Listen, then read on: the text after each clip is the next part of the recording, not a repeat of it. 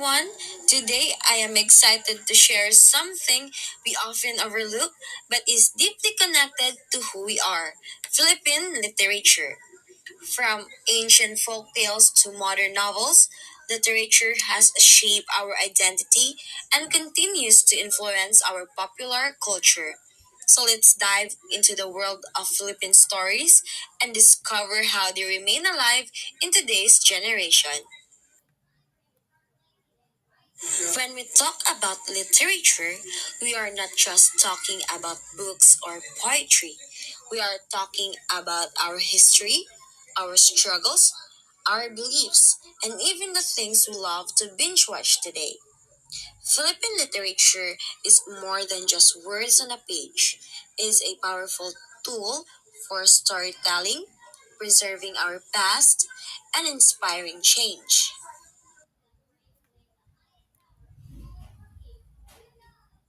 Before books, before written records, and even before schools existed, how did Filipinos pass down knowledge and stories? The answer? Through oral traditions.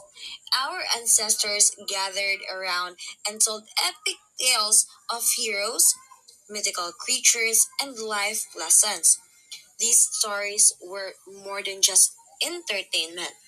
They were a way to teach values, explain the unknown, and preserve our culture.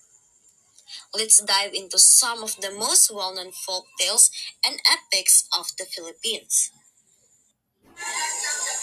Long before books and social media existed, our ancestors told stories around the fire. Epics like Ibalon from Bicol and Hinilawud from Visayas were passed down from generation to generation, teaching lessons of bravery and honor. We also have folk tales featuring supernatural creatures like the Aswang, Tikbalang, and Diwata. These stories were not just for entertainment, they were ways to explain the mysteries of the world and keep traditions alive. As time went on, storytelling took on a new form, which is the written literature. And during the Spanish period, it became more than just stories. It became a tool for resistance. Imagine reading a book that makes you realize the injustices around you and inspires an entire revolution. That's exactly what Noli Me Tangere and Il Filibusterismo did. But novels weren't the only form of expression.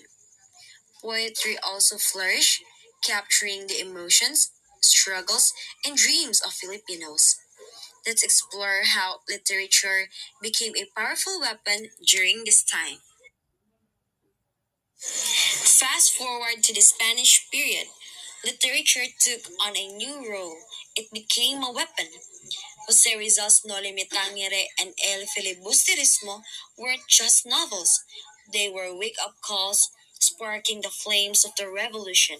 Meanwhile, Francisco Balagtas, Florante at Laura captured themes of love, betrayal, and injustice, something Filipinos still relate to today. And let's not forget Kundiman, those heart wrenching love songs that doubled as cries for freedom. Literature gave Filipino a voice when they needed it the most. Let's now proceed to the modern literature.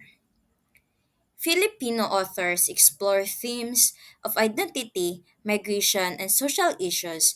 Writers like F. Suniel Jose, Nick Joaquin, and Jessica Hagedorn gained international recognition. The internet and social media made literature more accessible and allowed Filipino writers to reach a global audience.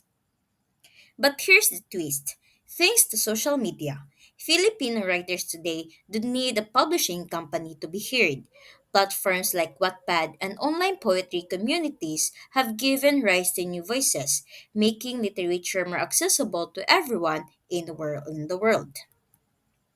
Literature and popular culture. Philippine literature is adapted into movies, TV series, and stage plays.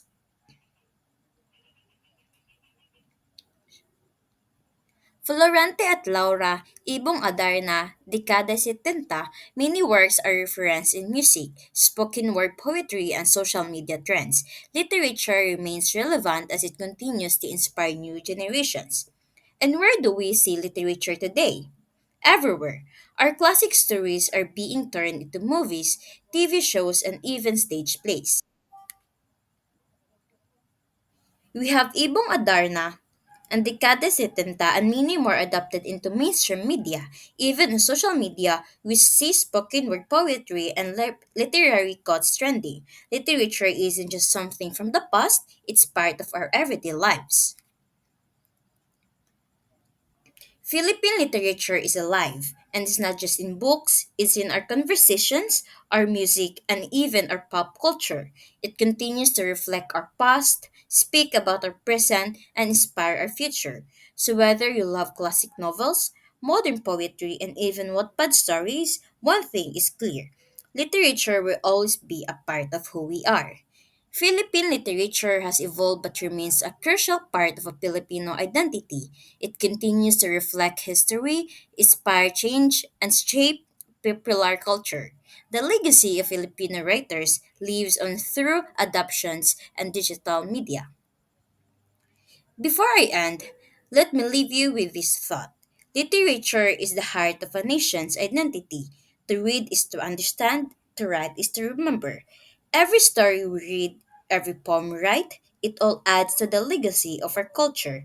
So let's keep reading, keep writing, and most importantly, keep telling our stories. That's all for today. Thank you and have a good day.